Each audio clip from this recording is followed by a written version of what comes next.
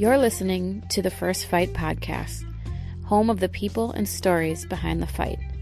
I'm Jennifer Anderson, the host and creator. My goal is to give you a peek into the remarkable world of fighting and create a platform for fighters to tell their stories. In each episode of this series, a different fighter shares a transformative story of their first time.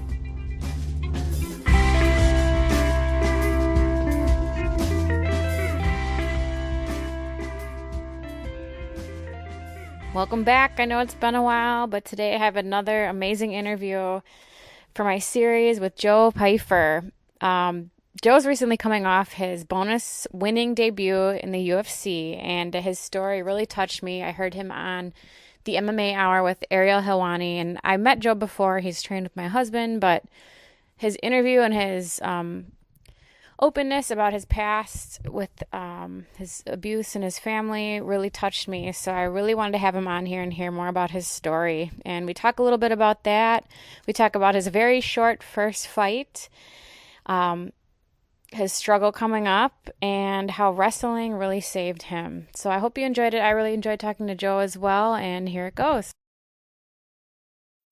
Well, in this episode, I have Joe Pyfer. Thank you so much for coming on. You, I know, have been, I would say, a lifelong martial artist, but tell me about what you consider your first fight. Yeah, so my first fight, I was like 19 years old, I believe, or just turned 20, just shy of 20. I think I just turned 20, actually, and it was back in 2017, and I fought for an organization called XCC. Wasn't really nervous, was really ready to get out there and go compete. It was something I always wanted to do. I started at 4.5 years old.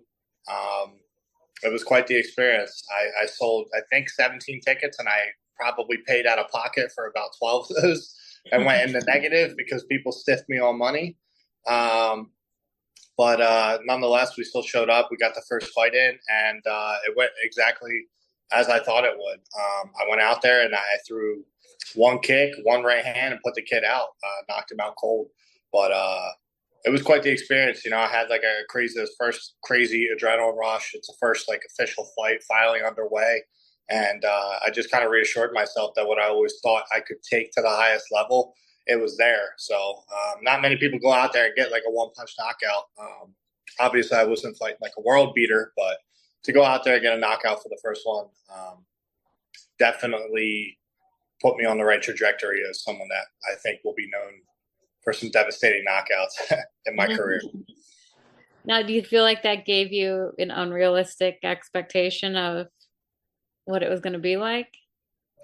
Yeah, it definitely isn't a realistic expectation because let's be honest, when you're fighting the best, you're not getting 17-second knockouts usually.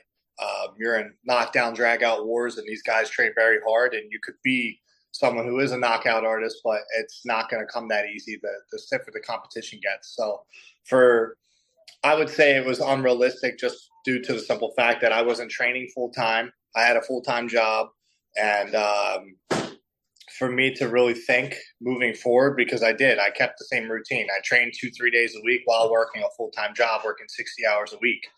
And for me, that's I always knew that wasn't going to get me to a championship level. But I never lost. So then the second fight I lost immediately. I lost a decision to a kid that was a wrestler. I was 174 pounds fighting at 185. That just was doing everything wrong. I had a relationship that was really rough in my life, especially from my background. I just didn't have any guidance on how to cut out distraction. So yeah, I would definitely say it's unrealistic. There's many reasons why. But the most important was that I was only training 3 days a week, and I didn't have a boxing coach at that time. I had Rick Miguelariz from Balance Studios as my jiu-jitsu coach and a teammate. That was it. With all that experience in martial arts, and I would say build up to that point, did you feel a lot of pressure going into it? In the beginning of my career, not at all, no. I felt relieved to be able to finally do something that I always wanted to do. And being the background that I came from at 4.5 years old, starting jiu-jitsu, I started competing in jiu-jitsu at 5. And I'm 26 years old now. So it's I've been doing it for a long time, and I was doing it for, 15, 16 years at that time. and I was always told I wasn't allowed to. Like my parents did not support it. My father, got me into it, but the second it wasn't something he had control over, he wasn't supportive of it. And that's like the cleanest way that I can explain that. So, Mhm. I'm out here on my own, and I have no coaching, no boxing coach, no strength conditioning coach, no real guidance. And I just kind of went out there and wung it. So, um, you know, and I think I got the knockout just due to my experience in the game. Like I had an understanding how to punch correctly. I at least punched hard. But as far as I was lacking a lot of other areas, like all fighters do. I think that's why you start out in the amateurs. You gotta sort out those kinks. Like, oh, I'm not training full time, or I don't have a nutritionist. Not that everybody can afford a nutritionist, but you have a strength and conditioning program. I just didn't. I wasn't also in a gym either that was primarily based for MMA fighters. So I was a kid that was a jiu-jitsu guy training in a jiu-jitsu gym, trying to be an MMA fighter. Mhm. So the experience definitely helps. I got to see Eddie Alvarez and Sam Warpisa and a bunch of guys that, went to Bellator and went to UFC and went to Dream. And I got to see how their careers go. So I think it definitely helped me mentally more than anything because I always corrected something after each fight in the amateurs leading into my pro career.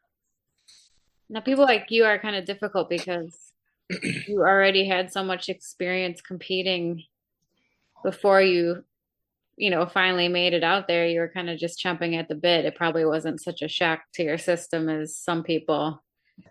No, no, it wasn't really a shock. Not until and the wins didn't really mean that much to me. As messed up as it is, I knew I was doing something wrong because I won my first fight, and I was excited, but I wasn't emotionally invested because, like I said, I had a girlfriend that I was going like it was just a terrible relationship.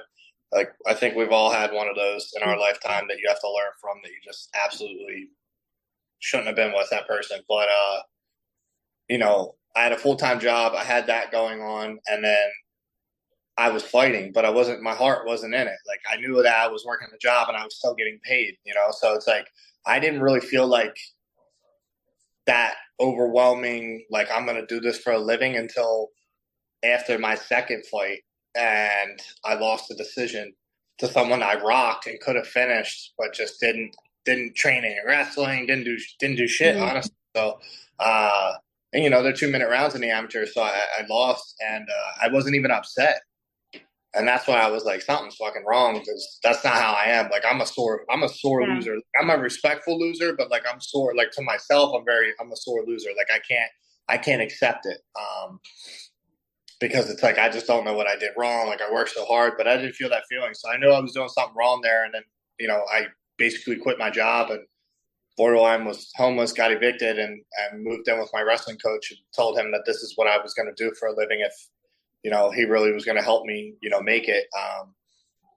And that's what I did. So I quit my job and phone got shut off, car got taken away, got repossessed, insurance fell off, and I gave my life to full-time fighting, and I have not worked a job since then besides fighting. Well, yeah, that's a big risk. That's what's so hard about fighting is you have to be all in, but it's hard to be financially, it takes a long time in your career till you really start making a livable wage, I would say. So, It's what everybody thinks now. They think I won 150 grand bonus, and everybody thinks I'm living the life. Like, nah, you don't understand. I gotta keep fighting. I'm not living the life. Like, if you knew what my no, fight checks were, then that's not you. Corey knows. they take that tax right off the top. It's not fun.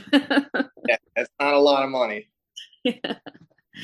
Well, congratulations on your bonus, by the way. Obviously, you had a couple rounds on the contender. First time around didn't go the way you had planned. And then the second time was a big showing, and then you had a great showing in your debut. Was that the opportunity to finally get on the big stage That was the that scary was to the you? that was the cherry on top. I mean, Yeah. like it's the ultimate comeback story. I actually was working just because you are his wife. I was working with Corey leading up to my contender series fight, the Hmm. first one. Yeah. And then the only other person that I was training with was my best friend from high school who had no MMA experience at all, and COVID had just hit. And I would go and wrestle with him until we were completely gassed out, and I would just keep doing takedowns and try to kill my cardio. And then I would either drive up, obviously, to Nick Catone's to work with Corey, or Corey would come down to me for that time being. And that's when I was a little bit heavier before, obviously, I wasn't able to lift. And I felt good. Needless to say, without having my biggest thing about that first showing is I had my boxing coach, Sam Warpisa, who has, a fiance and two kids and a full-time job at the time, and COVID just hit. So, and my gym, like we were like secretly training there because we couldn't publicly say anything because this is when everybody was so, Yeah. wear the mask, social distance shit. So it's like, all right, well, like I'm not making any money, and it's like, how am I going to train? Like, so, you know, not having a strength coach, not having teammates, training out of a jiu-jitsu gym that's basically closed, being able to train with Corey sometimes, at like maybe once, twice. I think we were training twice a week. Wednesday he would come to me, or Saturdays I would go to him.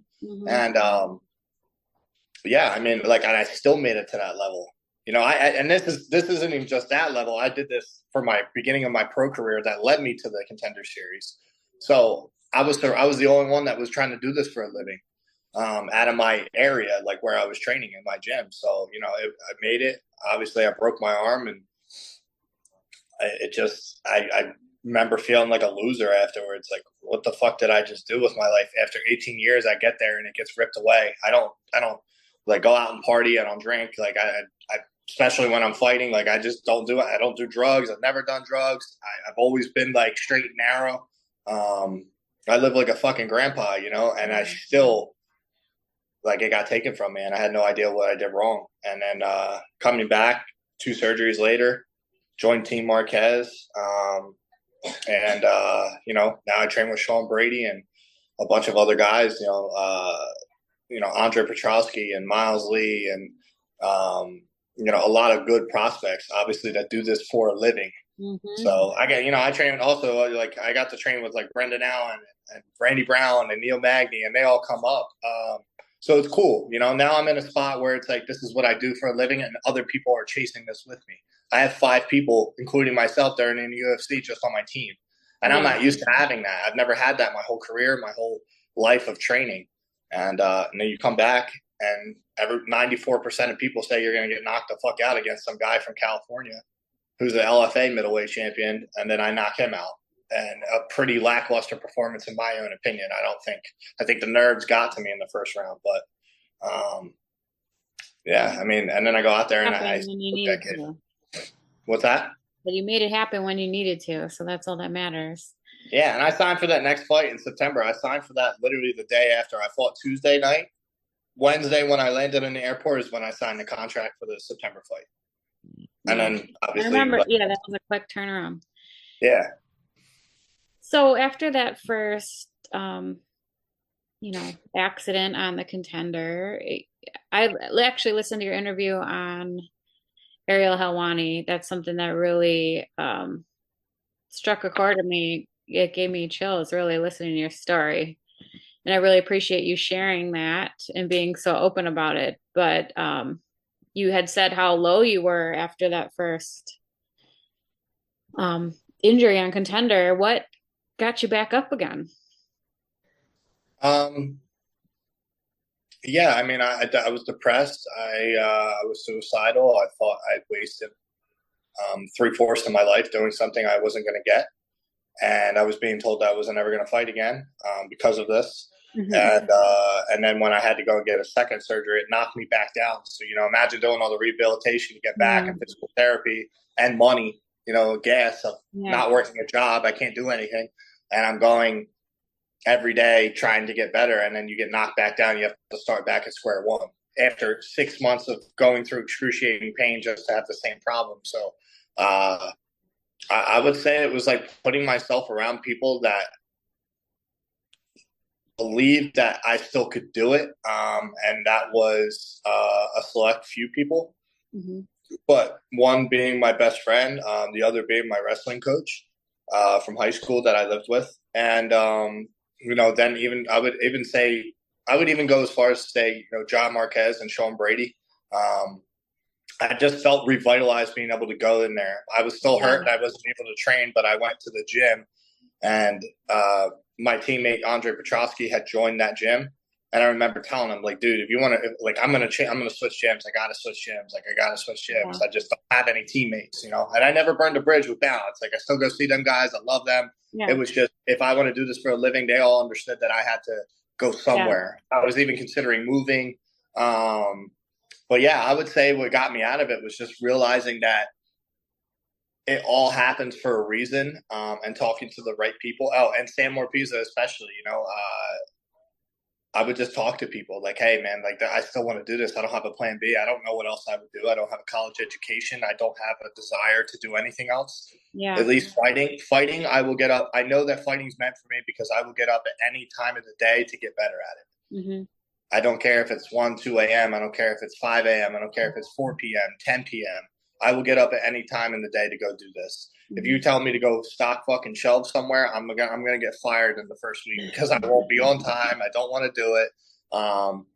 So yeah, I would say the biggest motivation was going around and joining a new team and seeing that there was other people working to make this a reality, and it's not easy for anybody. So I think I was just excited to start fresh, and I enjoyed training without knowing when I was going to fight, and then.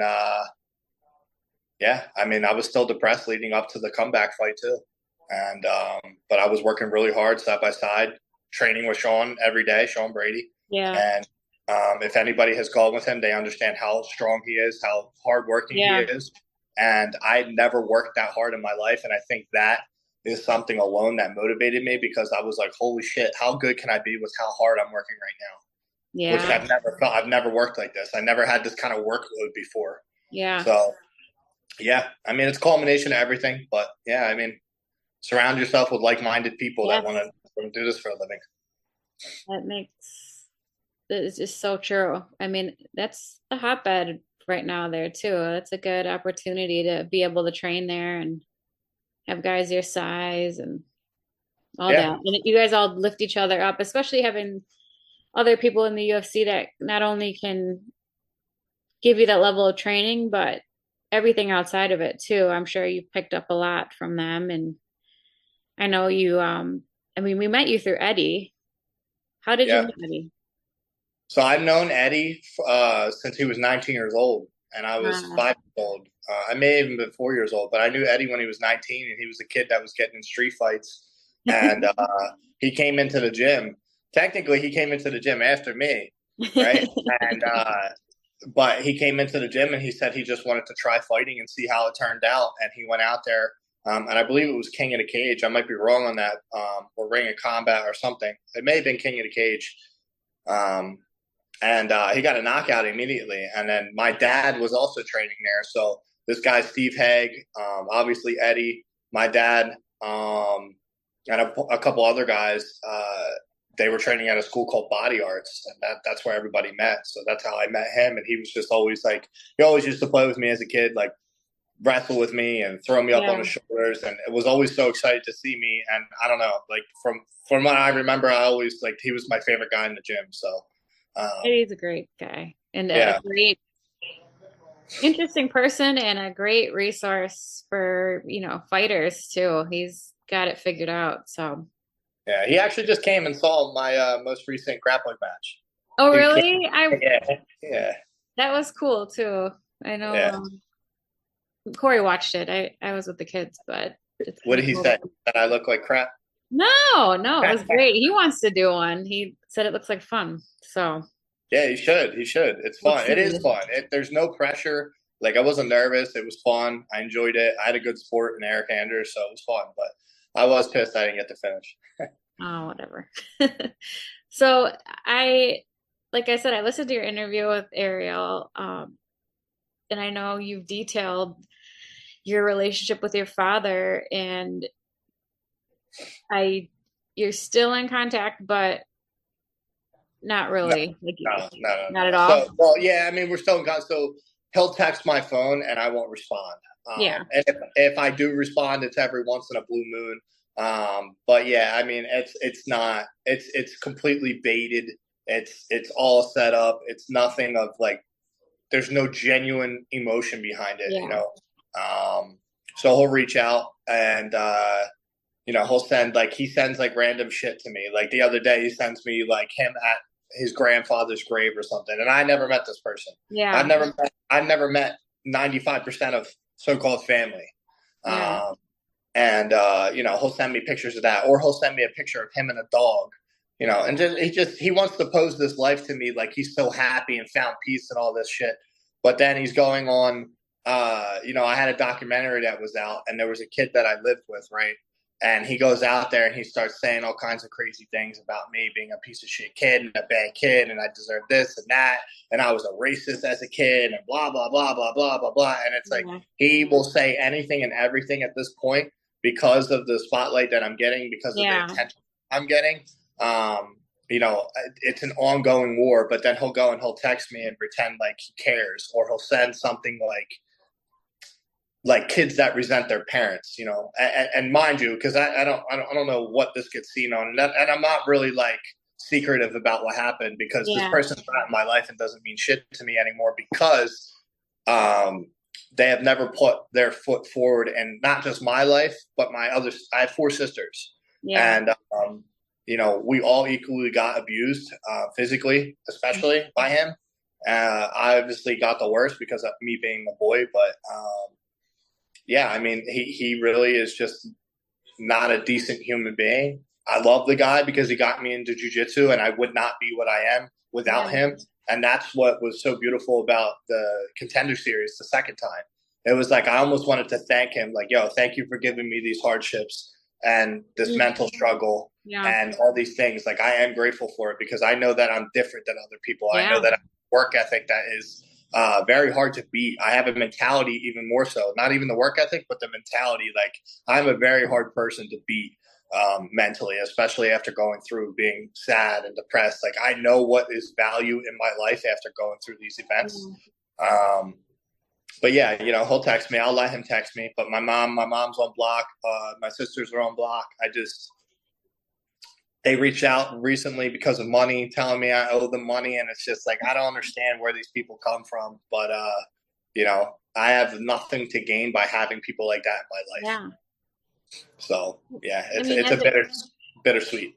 as a kid, he got you into that, and I'm sure pleasing him was a big motivation. Yeah, the only motivation as a kid. Yeah. Otherwise, I hated it. So when did that change? When did it shift to, when your relationship had kind of diminished? What? When I was a teenager, our relationship started changing because it was when I started jujitsu. My dad was complete control. Like, Yeah.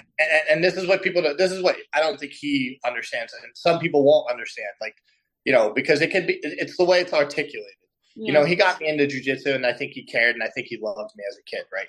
And whatever way that he did, he did. Yeah. And but the second he started not being able to have control, and I got older, I got beat the shit out of. I mean, beat bad as a child, and then but you have an undying loyalty as a child. I Yeah. didn't have. I was homeschooled, so I didn't have friends. I didn't have any outside, distraction to tell me that this is or outside advice to tell me that, hey, your living situation is not normal. Yeah. This is not okay. This is not how parents treat their kids.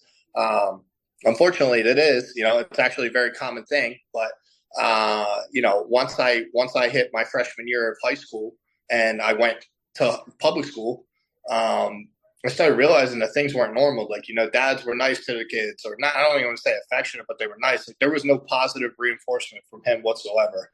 I wasn't better than him. I could never beat him. If he was my age, he'd knock me the fuck out. And blah blah blah blah. It was always, or you get beat because you got embarrassed or you lost. You made his name look bad. I got him the wrong tool, so I got beat up. It just the thing is never the scale of what you got in trouble for never made sense. It was just he's angry that day, and that's what's going to happen to you. So where it changed for me, I hated jujitsu all the way up until like 13 years old. And then I started getting abs. You start going through puberty, and I started finding my own identity in fighting, in competition, in grappling. and I started like that's what I identified as. You know, Mm-hmm. I was a competitor. I was a jujitsu competitor. I wanted to be a fighter. You know, and that's what I decided, and that's what I locked into my brain. And he was like, "Yeah, I'll never let you fight. You fight, you get the fuck out of my house," and blah blah blah. And when he tried to take jujitsu away from me at 16 years old, I joined the wrestling team, and he told me if I joined the wrestling team, he'd never pick me up, which he didn't. Um, but I still did it anyway. You know, he wouldn't let me get a license, wouldn't let me get a permit, wouldn't let me drive. Like he tried to cut off and Yeah. dry out every opportunity I had to compete or to do it. So Because your he didn't have, motivation, it shifted before your relationship had ended. You had found yeah, like yeah. martial arts kind of took on a life of its own in your Yeah, I started enjoying it for myself and not for him. I yeah. started not caring about how he felt about it, and I knew that whether he liked it or not, I was going to keep doing it for me. Is it painful? Like, do you associate any like negativity with martial arts because of him? No, no, because you know it's not the martial art. It's that person. It's that Yeah. individual. It's not it's not the martial arts fault. Like it's not the training. Like it's that person that Yeah. sure probably didn't make it the most enjoyable for me, but that's him. That's on him. You know, I'm a child. I'm not responsible for how he decided to treat me. It's not my fault. You know, that's what I do know. So you know, moving forward, I haven't had a problem with martial arts. You know, obviously I've had my losses, but that's a part of competition. You have wins, you have losses. Yeah. Some of the best people in the world have lost. So it doesn't change my outlook towards it, or I wouldn't do this. You know, I don't have any negative outlook on mixed martial arts, jujitsu, or anything like that. If anything, I don't really like all the douchebaggery that goes around. You Yeah. know, it's a very self-conceited, uh, self-loving, self-praising type thing. Where you're always like, "I'm the fucking man. I'll fight this guy," and da da da. You know, but I'm also not that stupid. I do care about my business end of this career, Yeah. which obviously has to make me money. So, but no, to answer your question, because I never shut up. Yeah, no, I still love martial arts, and yeah, no, it's not ruined. I mean, I don't know you well, but you seem like a very solid person. You know, you have good character. You seem like a good guy. What do I'm you okay. attribute that to? Like, you've had so much heartache and setbacks in your life. How did you stay so solid? Is there anything that, I didn't. That's the thing. I didn't. Like I was lost. I had no idea. I was out here. I used to chase girls all the time. I used to, you know, which everybody, but because I was trying to fill a void yeah, uh, of like, you know, I never really knew what it was like to truly be loved. So it's like, you know, you start finding it through, you know, women and hmm girls when you're younger, and then you realize that that's short lived, and then you don't really have any deep connection with someone. And then you move on, you go to relationships, toxic relationships, hmm you know, because you also don't know when to like what is a good and what's not a like what's a good and bad situation of like when to leave and what's not like boundaries. Like you don't have boundaries as a child. You don't have boundaries as a young adult either. Like, you know, just because you are technically 18 years old doesn't mean you know what's right, what's wrong. So, you know, I've gone through the things of fucking up and doing the wrong things. And then I also did a lot of right things, but I always ask questions. I always ask people that were older, like, yo, how did you do this? Or why do you do that? What do I need to do? Because this is what yeah, I'm feeling. This is why I'm angry. And a lot of the times, I think one of the biggest teaching factors for me was that, like people would make me feel stupid for getting angry about things. And then I was like, well, that doesn't make any fucking sense. Like I'm angry. I'm angry. And it's like, well, why are yeah, you giving us so much energy? Why are you so angry about it? Well, because of this. All right. Well, what could you do to change it? Well, nothing. All right. So why are you gonna freak out? I think it comes with, I think sometimes you just kind of mature without an explanation. And then other times, like, you know, somebody taught you something or you saw someone do something wrong and you're scared out of doing that. But yeah, I mean, I also don't have bad habits. You know, I don't have like a drug addiction. I've never had a drug addiction. I've never had an alcohol problem. I've never had that phase where I was going out every fucking weekend. Honestly, in the past 2 years, I've gone out more socially than I've ever gone out in my entire life because yeah, I'm comfortable. You know, I go out with friends. I have, eight or 10 friends. I'm not worried about someone trying to fuck with me or, jump me. And I also don't want to ever go out and like, I'm afraid to street fight. I don't want to hurt somebody. I don't want to get in a fight. That's not why I Yeah. go out.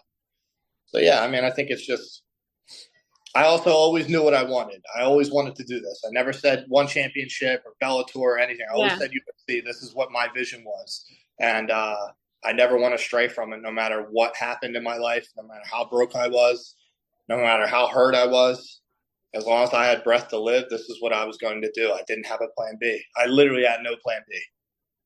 I mean, you're a testament, and I don't know if you attribute it to that, but just how, wrestling, martial arts can really like save you. I mean, that probably was one constant that you had at least. Yeah, I think wrestling saved my life overall. Yeah. Uh, my last 2 years of high school were the hardest years, I think, in my life. And without wrestling, I don't, and without that, my wrestling coach, Will Harmon, I don't think I would have ever made it here. First of all, I wouldn't be in the UFC aside from high school. I wouldn't be in the UFC if I had never lived with him. That man gave me rent free for a couple years so I could make this a living, a reality. Hmm. And I probably would still not be in the UFC. Um, and maybe my life would have turned out very different. But that man gave me 2 to 3 years to build, Yeah. and run through the amateurs and run through my early pro career so I could make this a reality. So, yeah, I mean, wrestling saved my life. I love it. You need those people too. Like Corey has had some very good people along the way, coaches, mentors that have really built him up over the years, and he was blessed. He obviously doesn't come from the same background as you, but he was just very blessed to have people like that believed in him, and you need that, I think, as a fighter. It's a lonely place. Well, that's the thing. I don't think it's that's it, he obviously is blessed, right? And but one thing that can't be taken away that me and him have in common, whether he comes from money or doesn't come from money, Yeah. like let's just say the shoes on the foot. Let's say Corey comes from money and I don't come from money, which I didn't. One thing that stands true between us is that we both have a work ethic. We both were Oh given yeah. a Yeah. we were both given a tool and we both built a house with it. And Hmm. that's what my dad can't grasp. And that's why we don't ever see eye to eye is that he gave me tools but no material to build anything. But I took those tools and I gathered material by asking questions and wanting to Yeah. learn, wanting to go for it. And I built myself a house. I have a mansion now. And he's still sitting there with a shed. Yeah. That's because I wanted to get better. I wanted to learn more. I don't want to just do this to look cool for, girls or anything of that dumb shit. Like I look for longevity. Like I want to travel the world before I'm dead. And when you're in such a low place of depression and suicide and you come out of it, like you realize that life is beautiful. Like there's a lot of pretty beautiful places out there. And like one of my biggest goals in life is to travel. I want to travel as much as I can. Although I will never go back to Abu Dhabi. I went there. Fuck that. I'll never go back. But yeah, there's like I want to go and I want to see places like Switzerland and Iceland. Yeah. Yeah. Like I want to go see the world, and I want to make sure that I make that kind of money. That in 10 years, if I want to retire, I'm able to retire. It's a big goal, but it's a realistic goal. I have that potential. I believe in myself like that, and I think that's why I've gotten so much momentum when I did something like on the Contender Series, because otherwise I didn't do anything fancy. I didn't have some crazy KO. It was my story. It was how Yeah. I related to people. It's how I put my story out there. I wasn't shy about it. So, but yeah, no.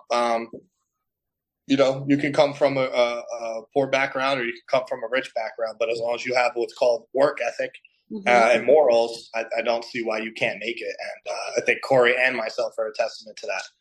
So, Yeah. uh, it was cool. Hey, Fighting is very cool. You don't have to fake who you are, and that's why I chose fighting. well, I appreciate like how open you are about everything, really. And you don't really see that a lot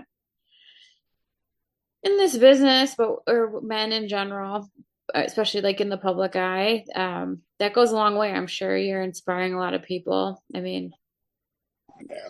it's just I have not gone through what you've gone through, but as someone who's struggled in the past to be with happiness, to be happy, that you learn to appreciate happiness and when things are good a lot more. And just sharing your experience, I'm sure speaks to a lot of people. So I Yeah, definitely I'm appreciate not it. happy every day. I woke up depressed as fuck this morning, But you know how to work but through it, right? I I know mean, how to work through it. I know you how to have work to through work it. for it because some people, I think, are just naturally happy, and some people have to work for it. And Listen, I'm energy. Like, not to be like the energy thing, but like when I walk in a room, I make it fun. I'm yeah, loud. I'm obnoxious. I say jokes, and even if it pisses you off, if I'm not there, people notice. So it's like that's where I know that I am a positive because when I'm in the room, I make people laugh, or I make people uncomfortable, or maybe I make people mad. But you'll know I'm there, and I think happiness is very hard to understand. That's why some people are like, it's a choice. It's this, it's that. It definitely is a choice. It's a state of mind. Um, and there's some people, that's why some people can have absolutely nothing and be happy. And there's some people that can have everything and be miserable. It yeah, is a choice. yeah. So, as long as you understand like where you want to be in life, if you don't have happiness and you can't find it, go talk to somebody. There's Hmm. people that'll listen, and it doesn't have to be a therapist. It could be a best friend, Yeah, but understand that if it's that best friend can't be somebody that's out here fucking over people. You know what I mean? yeah, Like, you can't be out there like screwing people over and stealing money and doing bad shit. Like, a best friend's like, I consider a best friend someone that, has morals and is a good person in themselves, not just because we're cool. They have to be giving back in life and they're striving for the same thing. And that's one thing I'm thankful of for my personal best friend. Is yeah, he coaches wrestling. I know he has morals. He treats women right. Like, he gives back to the community. And he's also a poor kid like me that wasn't very good at wrestling, and now he's a two-time All-American. So it's cool. Like, I've confided in him with a lot of things I've never told anybody. So, yeah. but yeah, talk to someone. If you're upset, talk to somebody. I agree 100%. Now, I know you're not where you plan on finishing in your career, but at this point, you obviously are on the right track. Looking back, does it a lot of it make more sense to you? Everything happened the way it should have. Yeah, Everything happened exactly the way it should have. yeah, I couldn't have asked for a better comeback story, a better setup to hit a home run. I mean, what are the coincidences, right? Like, I'm the only one that got signed. Dana gave me my condo that I'm living in now for a year because he handed me money. And aside from my purse, and helped me, and I'm thankful for that. I don't know if he's done it for anybody else. I know he helps a lot of people sometimes, but yeah, I also know that other people have bad stories, and look at the most recent news. Like, not everybody's perfect. yeah. You all the money in the world and still make a mistake. Like, but That yeah, was no, it. I'm happy. I'm good. I'm content where I'm at. I do have a fight booked for April. I You can't do? I can't say who, but Okay, I was gonna ask you about that. Okay. yeah, I do have a fight. I believe for April. It's all agreement. Yes, Yeah, verbally, but so I in shouldn't say I have motion. a fight, but I have agreed, um, and I'm ready to go. So I think this is the best fight that I could get. I really campaigned for this fight myself. Yeah. I reached out to this person and asked them. I also tried to rematch Dustin Stoltzfus, the guy I broke my arm against, and he doesn't want the smoke. So No. I'm a little bit sad about that. But Sure. at least I reached out because I tagged him, Dana White, and he didn't respond either to Dana. But Dana saw it, and then I just couldn't help it. Like, I had to DM him, and I was like, "Yo, like, what's going on?" And I think he's got some health issues or whatnot. So it is what it is. But yeah, I mean, no, I'm good. I got a 50K bonus. I got a knockout, and I think I'm gonna get another knockout in the next one. I'm trying to hurt these guys, so I Well, want to you hurt have them, a make my knack money. for Yeah. As long as I keep getting bonuses, it. So one last question. What is fighting to you at this point in time? it's my life. It's the way I provide for myself. It's the way that I have found um, what I'm truly capable of. How far I could take this. It's where I found my limits. It's where I found how far I could push. It's where I found my work ethic. It's where I found my resilience. It's where I found my dedication. Fighting for me is a way of living. I came out and I was born into a world having to fight, to stay alive, to eat, to um, figure out who I was as a person, what I wanted to be, what I wanted to do. So fighting for me is everything. And I think it's the explanation, it's the definitive description of what life is. I mean, like, you have prey, you have predator. So there's a fight no matter what, whether you're the prey or you're the predator. Somehow there's a fight involved. You fight to stay alive, you fight to get in shape, you fight to eat, you fight to live. Like, it's fighting is life. So it's corny, it's cliche, but for me, yeah, fighting is life. So, and I'm still whooping ass, and I'm ready to go. And I know one day, every dog has its day, and I've lost before, so I don't really have that crazy pressure of like losing in the UFC. I don't give a fuck if I lose in the UFC. I care that I went out there and I trained my ass off leading up to it, and I gave that dude everything I have. And you know what? If I did, I'll dust myself off, and I'll come back if I still have the love for it. But until that time comes, I'm going to start cracking some faces and letting everybody know, as the new kid that's not new in the sport, that I have a lot of years in it myself, and I have fight IQ and I have intuition. I'm ready to go out there and stake my claim. And but I'm also going to be smart. I want to make money. I'm not just going to fight, fuck Mike Tyson for chump change. Yeah. So give me the right matchups until I start getting paid more. Then I'll start fighting tougher guys. Well, I'm excited for you. You definitely made a splash. Your story helps a lot. I mean, that's why I do this. People are interested in the stories, and that's what they relate to more than the fighter. And I love hearing your story, and I know all the bullshit you've been through. The beautiful thing about it is that you've had to fight your whole life, and they can't take that away from you. That's something that you have that a lot of people don't, So I wish you the best, and I'm looking forward to April possibly when we can see you compete again. Well, I'll post it as soon as I get it, but thank you for having me on here. And, I don't know what your viewership is on this, but as long as you keep putting out content and you keep doing the shit that nobody else wants to, I'm sure yours will take off to an Ariel Helwani level, if not higher. But why not, right? I gotta be like you. I gotta have your mindset. but ask yourself that. Why not? Thanks again, Joe, for coming on and sharing your story once again. I hope you all enjoyed it as much as I did. We'll have more interviews coming. This one was actually interview number 50 officially on Spotify. So you can check out all the other ones if you haven't. And you can check out my fight page, which I'm always posting kind of human interest stuff in the fighting world and news and whatnot at The First Fight. So we'll see you again with our next interview soon.